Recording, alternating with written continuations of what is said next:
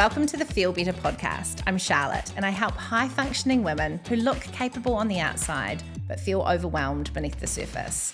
You're holding it all together, raising kids, navigating relationship pressures, building a career, and wondering why things feel heavier than they should. You're not failing, but it is time to carry things differently. Here you'll get clear insights, practical tools and strategies, and conversations that move the things that are keeping you stuck. This is where women come to feel better. Thanks for joining me.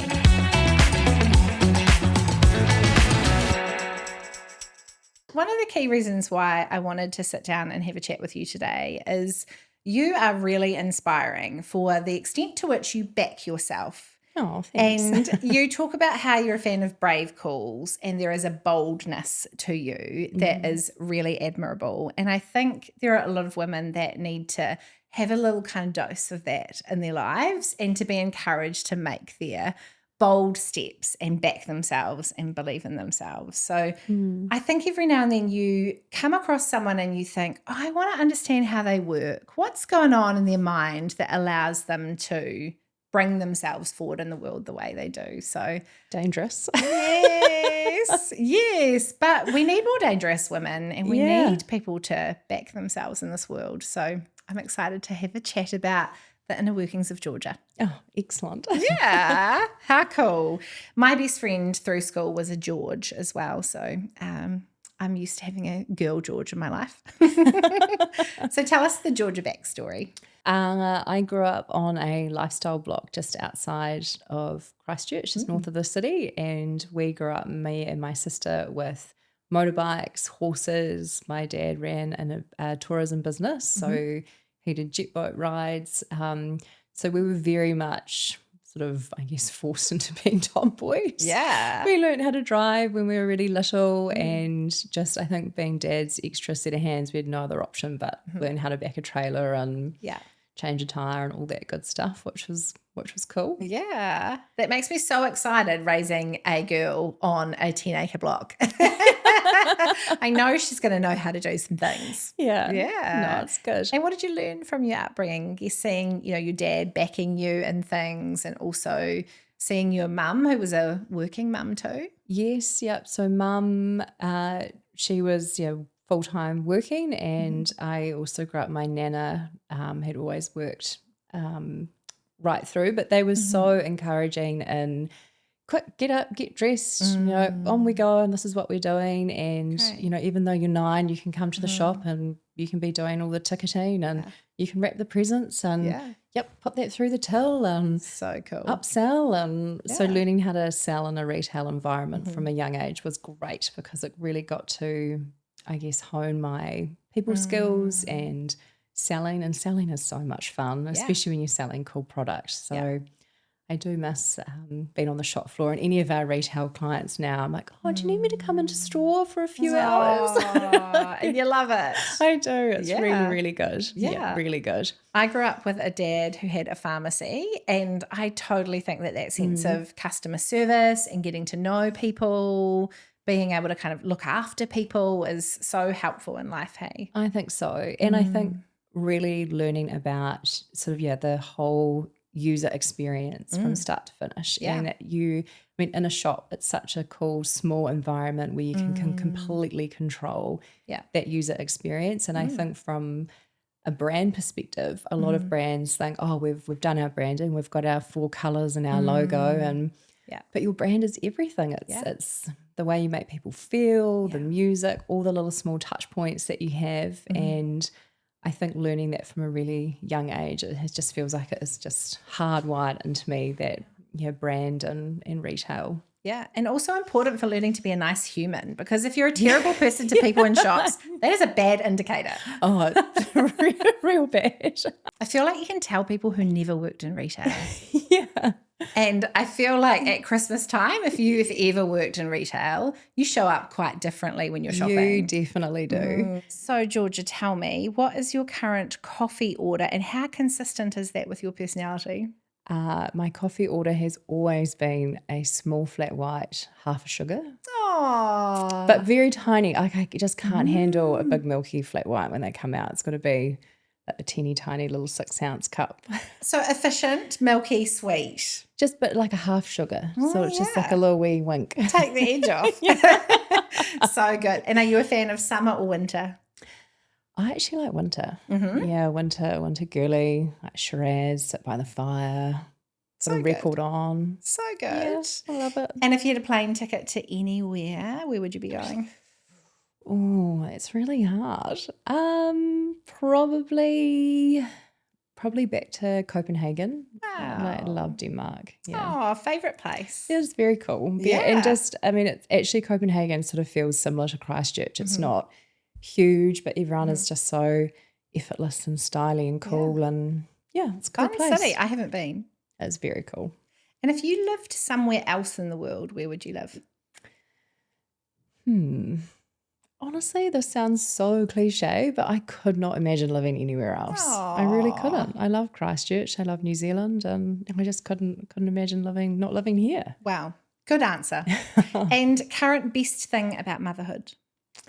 Fred this morning put his little arms up when I was giving him breakfast and said, like, "Mama," for the first time, like really fully intentionally, which was so cute. Cute. I'm really enjoying now, like how playful and sort of engaged, and it's just really cool. Oh, you're about to get so much back. That's such a cool stage when they can tell you what they're thinking, what they want. Yes. Yeah, so no, it's good. It's good. Oh, fun era. Mum and Dad had me when they were young, so I was a plot twist from day one. I wasn't. I had planned, which sort of I think is actually quite fitting for a lot of the decisions I make. Is just be the plot twist. You don't have to follow rules or a plan or anything rigid. Just go with it, and What you've shared there makes me think about how the voice that we use with our children becomes their internalized voice, and the importance as parents of really backing our children's moves and being that kind of encouraging what's the worst that could happen voice. Definitely. Yeah. And I also like to think about asking yourself the question, well, what's the best that could happen? Because I think we always default to what if it doesn't work out, but what if it does? Yeah. What if it's more amazing than you could ever possibly imagine? And I think that's really important to focus on the positive.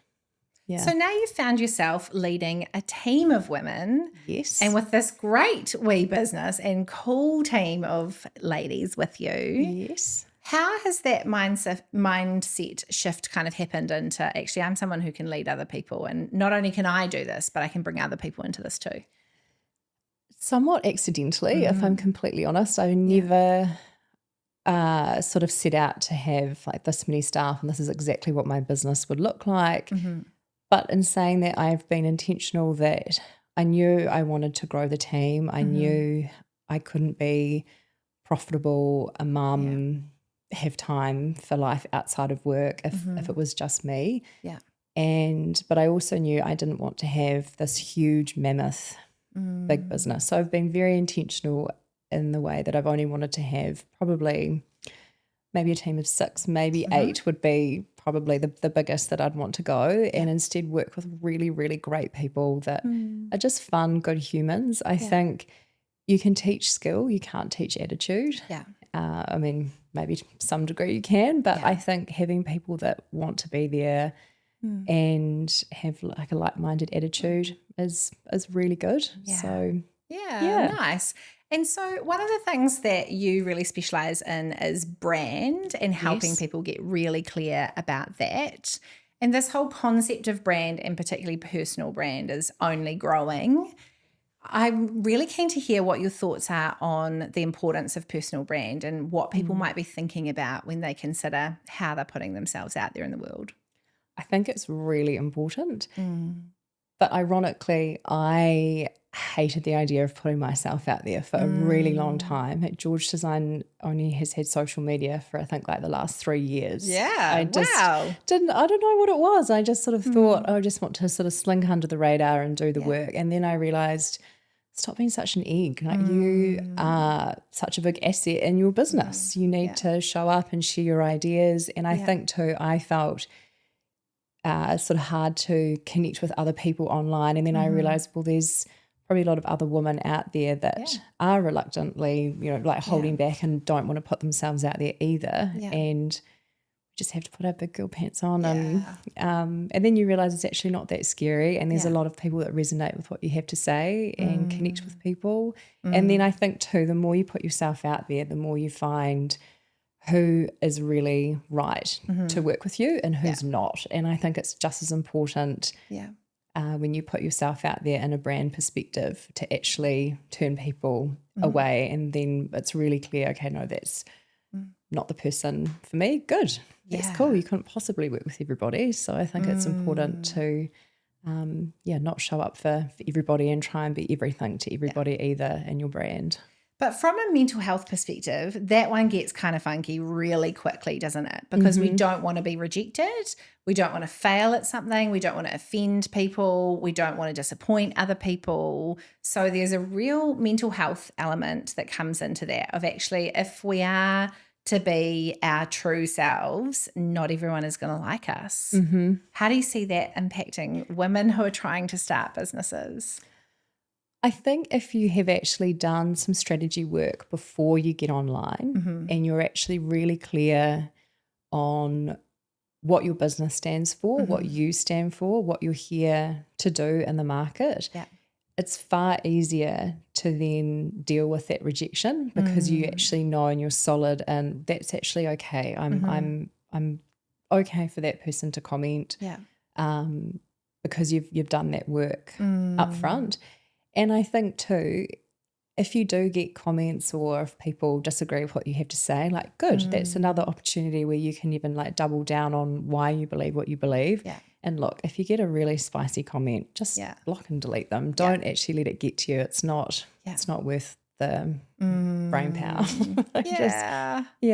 But there's a sense where we want the right people to reject us, where we actually want to be for these people and not those people. Definitely. Yes, 100%. And I was talking to one of my kids about brand on the weekend. So, for reference, my kids are 6, 8 and 10. Yes. And I think that young people now have to be so much more aware of how they're presenting themselves, because that follows them around in a way that, my 10-year-old's got a YouTube channel. I'm like, you already have to start to be really aware of what you do and say and how you present yourself. And, that those people that you are meeting who are currently your sports coaches or your, people in this context are going to be the same people that you might go looking for a job from in 6, 7, 8 years' time. So that significance of brand for this next generation is going to be so important, hey? I think so. But I also think for younger people, don't hold back on being who you are. I think it's really important to have the different opinion and don't be afraid to think outside the box a little bit. And which I think, even pre-social media, when you're at school, everyone wanted to fit in and you didn't want to be the outsider. But I actually think that's going to be a really powerful thing for people that actually are different. They will be the ones, especially with the AI and things being able to be replicated really quickly. I think those who will succeed are the ones that aren't afraid to be different, think differently. When everyone goes left, go right, straight, upside down. And well, that bodes well for one of my kids. That's good news. Yeah, I think so. Yeah. One of the things that is interesting about you is that you didn't take maternity leave. You were really clear on, actually, I've got business goals right now, and absolutely, yes, I want to become a mum and I'm going to love my child and be there for my child. But also there's going to be some business in the mix. I went back to work when my little one was 4 months old, and I actually role switched with my husband. He stayed home for that first kind of chapter of time. And we actually found the judgment of our own generation the worst. The older generation, you were talking about your grandmother, your mum, they backed and respected us. And, they had often had to have jobs of some description in the mix too. But our generation was super judgy about it. How have you found becoming a mum and the judgment of others? I sort of agree with that. I hated going to mothers groups. I quit really quickly. Yeah.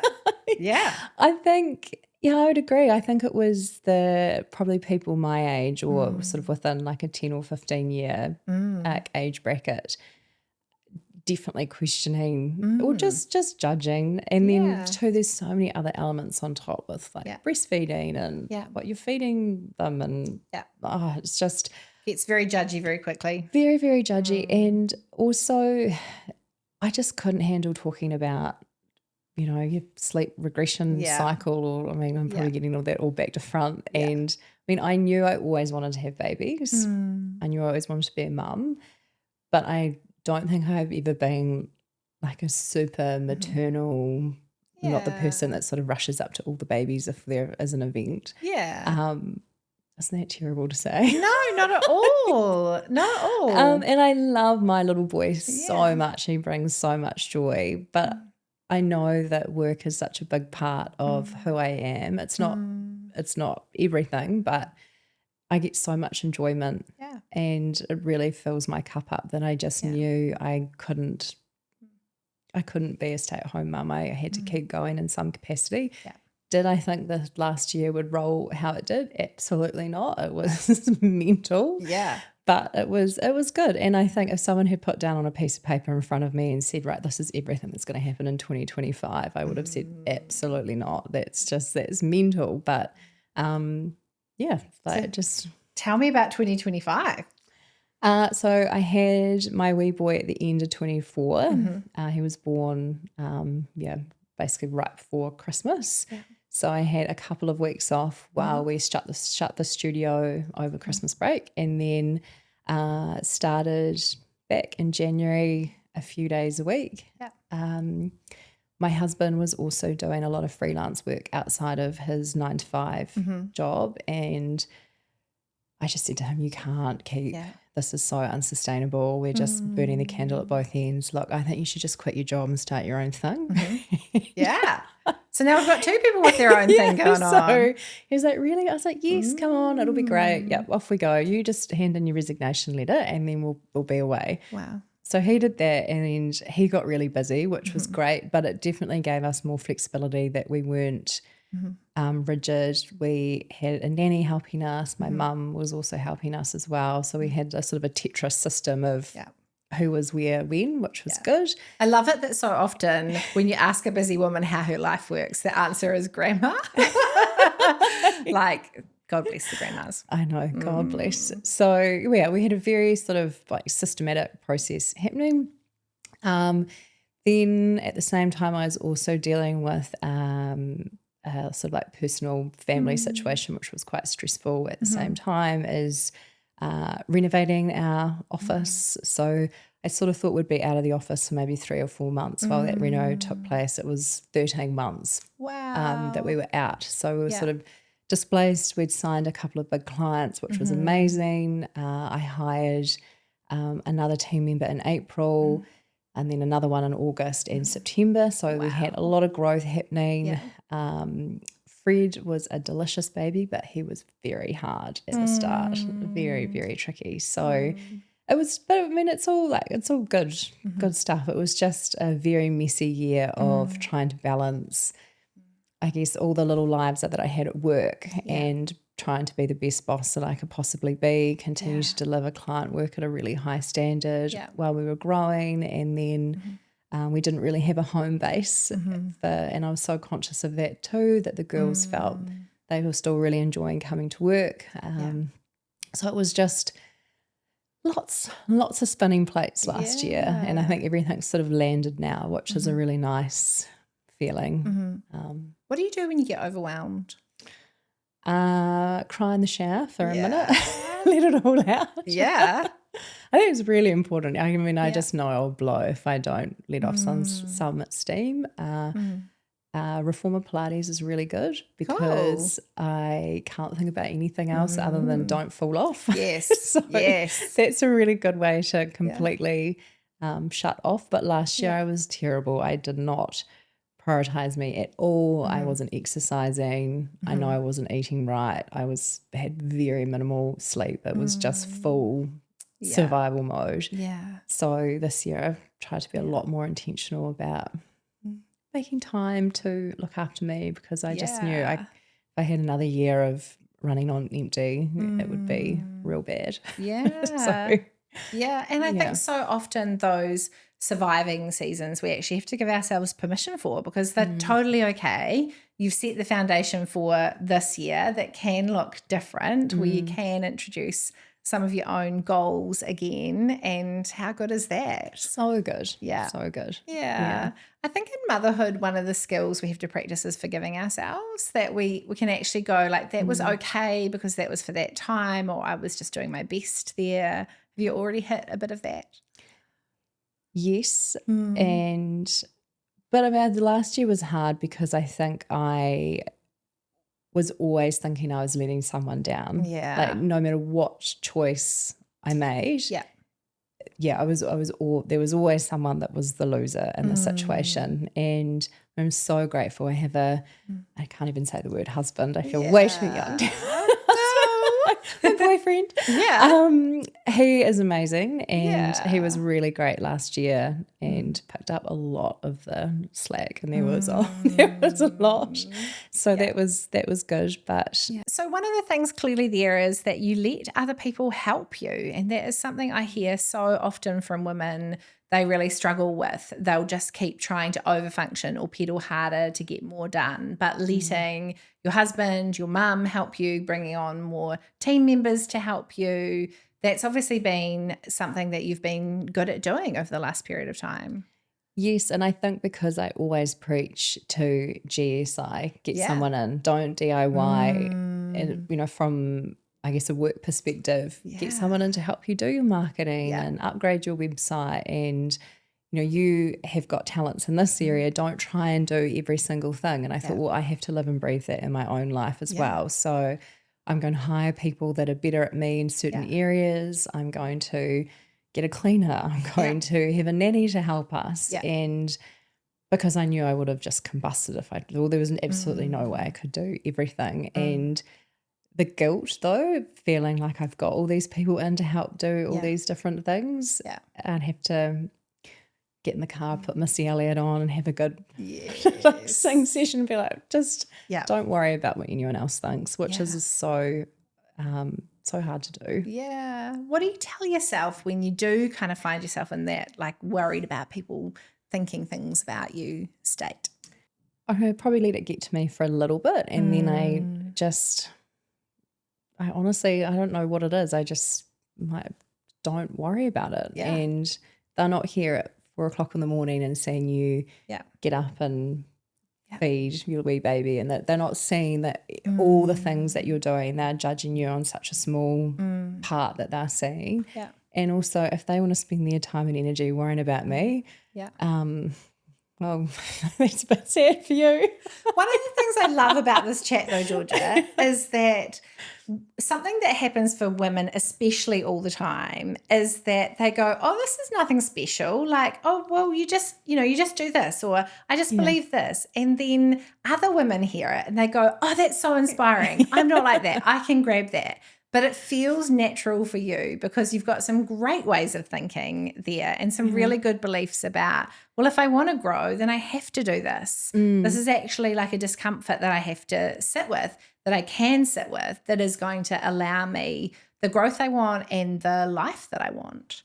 And I've always wanted to have and do have a fantastic life. Like that is a non-negotiable. I want to live big and fast and slow. And I bought a wonderful book called The Art of Joy by Jen Sievers, I think is how you pronounce her last name. And honestly, I read that whole thing cover to cover in like a day. It was just so cool. And she talked about being really intentional and having and designing your life. And I think a lot of people don't do that. They think, I've got the life I've got and that's all I've got and that's all I'll ever have. No, you can have whatever life you want, but you have to be prepared that there'll be sacrifices and you can't do everything, and that might mean that you have to miss some occasions or it's going to it's expensive, some decisions that you have to make. And I think last year was a very expensive year. I invested a lot back into the business, and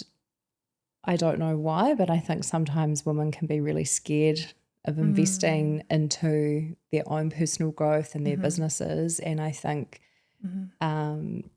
you can't possibly do it all if you don't invest, and then also think about, well, what's the best that could happen, and not always be thinking, have a growth mindset. Yeah, nice. Yeah. And one thing that you talk about lots is brave calls, and you tend to work, at least from what I've seen, with a lot of women, a lot of female clients. There's some really interesting research that I quote all the time about women's self-concept and how we have this professional lag of 5 years, that we actually sit 5 years behind in terms of estimating what we're capable of. So I know that you sit across the table often from women who are sitting on the edge of businesses or trying to make their businesses really flourish, who need to back themselves, need to make those brave calls. What's your advice to women in those spaces? One question I've been asking recently is, what are the problems that you'd like to have in 5 years? Because there's always going to be a challenge and a problem. Yeah. And I think, let's think big and think about, well, what are the problems that you'd want to face down the track? And is that, I've got so much work on, do I get a VA or hire someone? Do I change my services? So that's one. I would also say, reverse engineer what you want out of your business. Like, how much do you want to be paying yourself? If you've left a job, what's the number? Is it 50,000, 80, 100, 200? How do we make sure that we can pay you first? Profit First is a great book for anybody that wants to think about how to structure all their accounting and back end of their business. Because I think a lot of women too haven't run those numbers and thought about, okay, well, if I need to be bringing in this amount of month to pay myself this is the revenue I need to be making. Let's factor in marketing, all your overheads, all your costs. And like, you can have some big, audacious, juicy goals. Let's just plan out and see how we can make it work. Move towards those things backwards. Yeah. Yes. And don't be afraid or embarrassed to have a lot of ambition and want to go after things. I think sometimes, I don't know if it's just New Zealand and tall poppy syndrome, that if you want too much, you've sort of cut down, and or if you start to succeed, she only got that because of this and this. But actually, no, it's okay to have big juicy goals, and let's make them happen. Cool. I know that you listened to the podcast episode I did with Cara. Yes. About the balance of masculine and feminine energy. Well, that was one of the things that we talked about. Yes. And I think that my reflection on that is, so often when we see women who are doing well, they're actually doing that balance. They've got a bit of the ambition and the hustle and the business mindedness, that kind of masculine side of things. And then they've also got a feminine desire for flourishing and creativity and soft skills and lots of those other kind of things that we would characterize as feminine skills. I think you're doing quite a bit of that blend. I'd like to think so now. I think right at the start it was definitely more masculine energy of hustling, but then balancing with a lot of imposter syndrome. And I think that's probably why I didn't want to put myself out there for a very long time. I think I only joined up to LinkedIn maybe 6 months ago. I hate LinkedIn. It's just, I'm still a little bit allergic to LinkedIn, but I think also knowing that you can kind of ride the wave of going between the two of masculine and feminine energy. And it's important to have that balance, but I think when you are too far leaning into that masculine energy. I think it's And I think one of the things that's happened that I see a lot amongst people around me is they've built like side hustles, and actually the side hustle is where they want to be. Mm-hmm. And sometimes for women in a certain kind of stage of life, there is okay, well, I'll build this side hustle and I'll hope and pray that it comes to become something else that I can kind of move and leap towards. But often there's a need to really back yourself in that side hustle space, get help from other people and kind of, really bet on yourself with that. What's your advice for people trying to make a side hustle flourish? I think, again, the first thing I'd start with is the numbers and be really realistic and go, if I'm about to leave a job that pays me $100,000 and as a minimum I want to replace my income, what does that look like? Yeah. How many, if I'm selling something for $29 or $1,000, like what's the revenue I need to be making especially when I take out all my costs of operating, and whatever you think your costs are, I'd add like a 30% buffer and make sure that you've got that sort of like realistic, well, this is how many clients I need to be working with or how much I need to sell.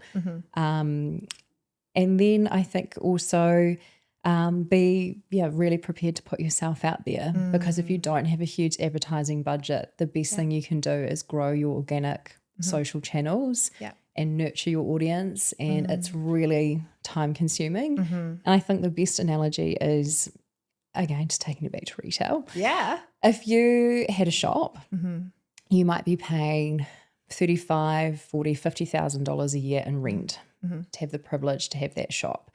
And then you've got to pay someone to staff it, maybe 7 days a week, standing there 8-9 hours a day. You've got to change the windows around. You've got to make sure that you've got lots of stock in that shop. And then, through, depending on where you choose to rent your shop, you get good foot traffic, people come in and buy. Yeah.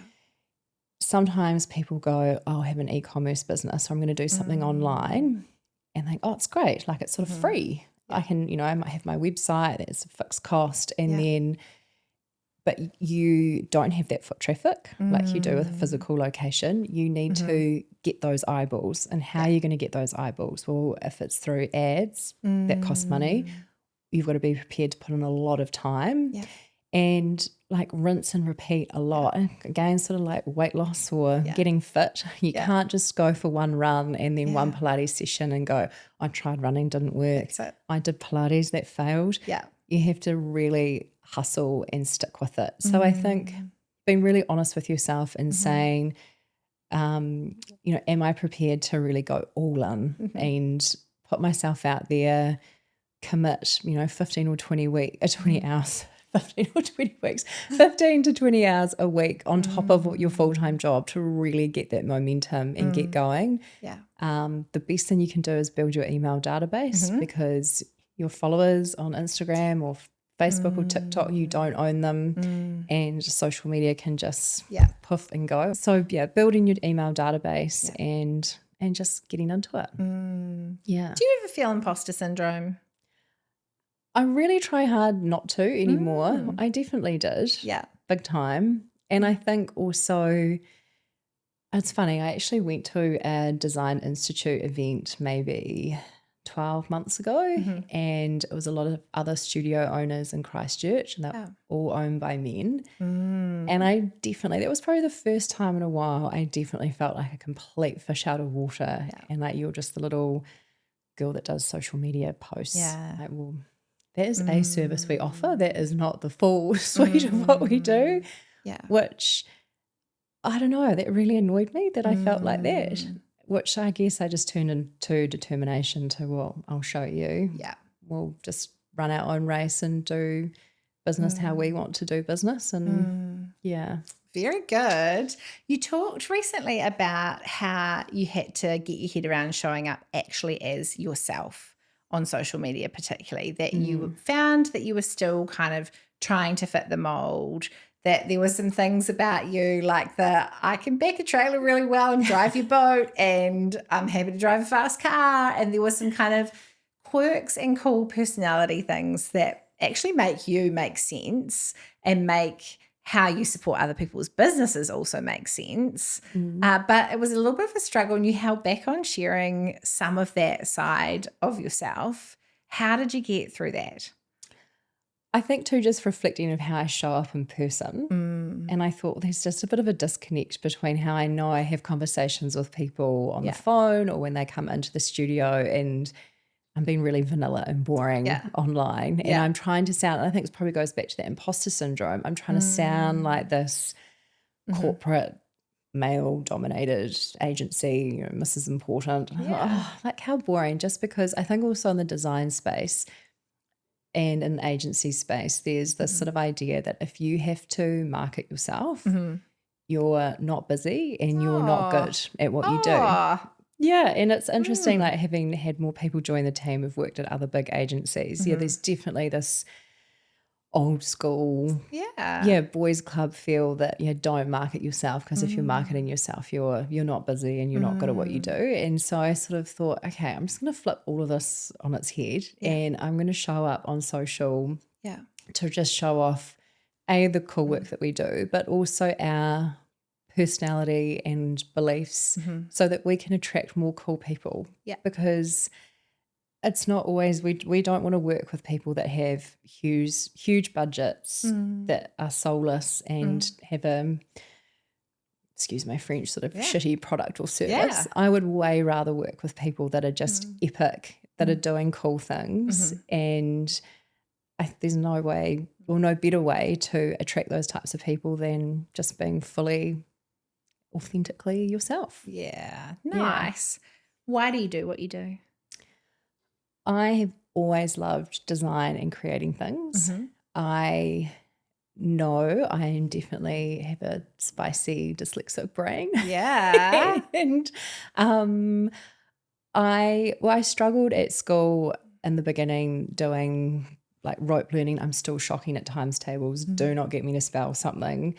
But I worked out strategies to deal with it. And I think it's funny, I often laugh with Mum that I'm actually really great with numbers if there's a dollar sign in front. I like that.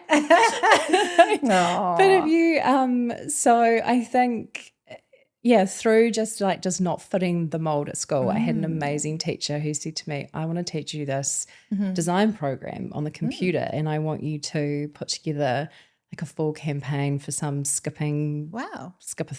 I don't know, it was for the Heart Foundation or something. And you can design all the posters, and you're going to MC the event, and you're going to like sell the tickets. I think I was 10, and it was like the first moment I was like, oh, this is so fantastic. So sort of from then on, I just really leaned into all the design and any opportunity at school to organise things and be creative. I just leaned right into it and just love it. Honestly, doesn't feel like work, which is great. How good. Really good. And I think these kind of chats where we're talking about business and motherhood and mental health, like these chats for me are where it's at for women. And we need to have more of them where we understand the mental blocks that stop us from pursuing our goals and passions and, doing that radical thing with our lives, and understanding how's it working for people who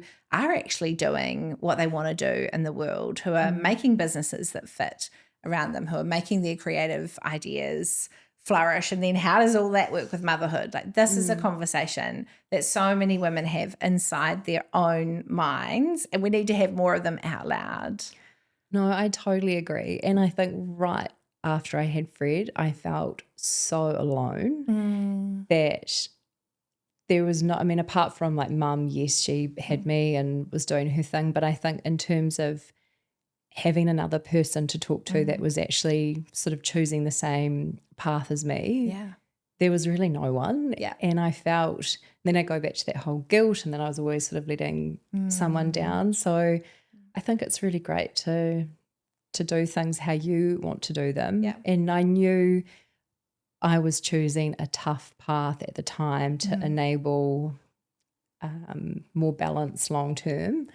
So just reminding myself of that as well. But I mean, I think it would be, I would have loved when I was like 2, 3, 4 weeks postpartum to listen to a podcast and hear someone say, it's going to be okay. Yeah. You're going to get through this, and you are a great mum, and you are a great boss, and it's all going to be, the world's not tumbling in. And you are going to feel overwhelmed, and then you're going to have a cry in the shower, and then you're going to get someone to help you, and then it's going to be okay. And it's going to be okay. Yeah. And it's actually, it's totally okay to get people to help you. You don't have to do everything on your own. Yeah. So cool. Tell me, what do you do to look after yourself? What's that look like in this chapter of life? Well, I have just signed up to the 10K at the Christchurch Marathon. Yay. Putting my running shoes back on. So cool. So I'm working with Ellen from EP Coaching to get back into running, which is great. Cool. I have got myself a reformer at home so that I can just nip into the garage and do some Pilates at home, which is great. Yeah. I paint in my spare time. Do you? Wow. I'm like arty. When's that going on social media, Georgia? Oh, well, when I've got something really cool to show.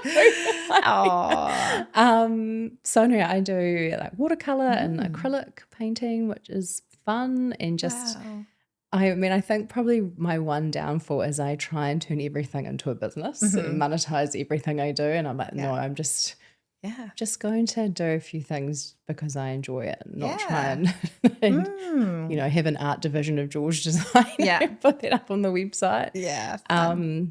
So that, I mean, definitely health and fitness is my big goal this year. I want to make sure that I'm really fit and strong, and you have strength in my body is really important this year. You've got a lot to need energy for, so makes sense. Yes.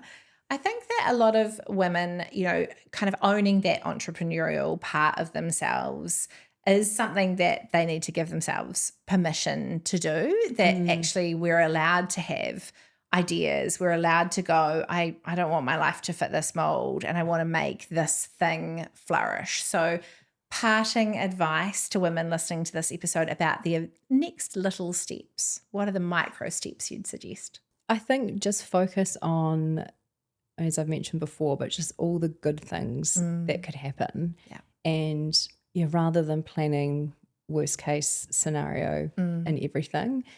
And I think also thinking about, when challenges do arise, how do you handle those challenges? Because I think, I mean, there's work challenges, but then there's also big gnarly things that happen in everybody's life all the time. And a lot of those things we've got absolutely no control over.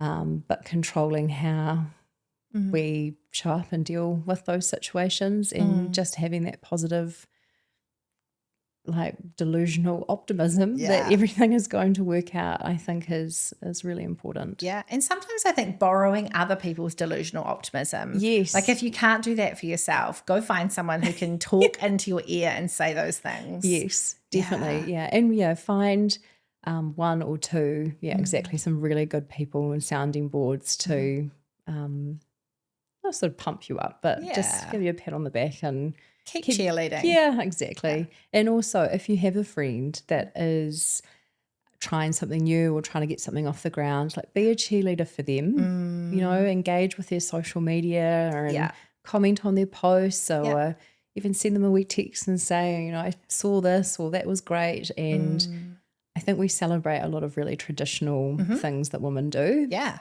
But not so much the out of the box. Yeah. Like she's started a business or she's doing this, but if you get pregnant or get married, it's like a massive deal. So I think you had a business baby is a great thing to celebrate.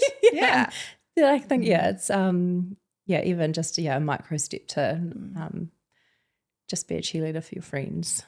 Wow. I hope that there are people listening to this episode who are able to kind of just pick up a bit of that delusional optimism from you, the boldness and the bravery that you have, the creativity, the permission that you've given yourself to have ambitions and go for them, even while knowing that you had this dream to be a mum, and making that happen and loving your little guy as well along the way.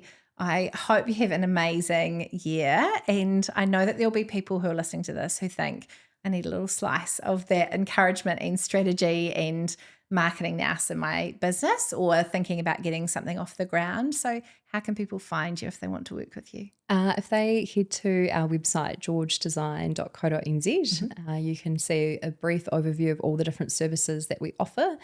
But the best service that I offer for maybe a new business or a business at a bit of a fork roads is a strategic consulting session with me, and we can unpack where you're at, where you want to go, and the value of that session is then redeemable on a project should you wish to go ahead with getting us to help you implement that. So, Great. But also follow us at georgedesign.nz on Instagram if you do want to see some fun content, V8 engines and spicy marketing and brand vibes. Yeah. And you've helped me out heaps. And well, like my disclaimer is that you cannot be held responsible for everything that's on my website because there are a few quirky things I've done myself since you built it. But I'm so grateful for your assistance and your encouragement in my business too. You've done my website. You've helped me out with a whole lot of things around digital marketing. So people can see, a little bit of George Design sprinkled across my things too. Yes. Yeah. Oh, so cool. Well, thank you so much for having me on. If this conversation felt like it was helpful to you, I'd love you to share it with someone else who might need it too. Don't forget to subscribe so you don't miss future episodes. You can find more support, tools, and how we can work together at charlottecummings.nz. See you next time.